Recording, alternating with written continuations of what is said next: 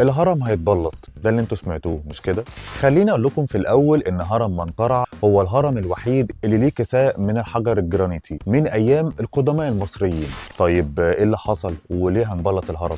هقول لك ان مع مرور الوقت والسنين بدات البلوكات الجرانيتيه دي تتساقط، وكان الكساء الخارجي للهرم اللي كان فيه حوالي 16 بلوك او حجر بقى فيه دلوقتي 7 بلوكات بس.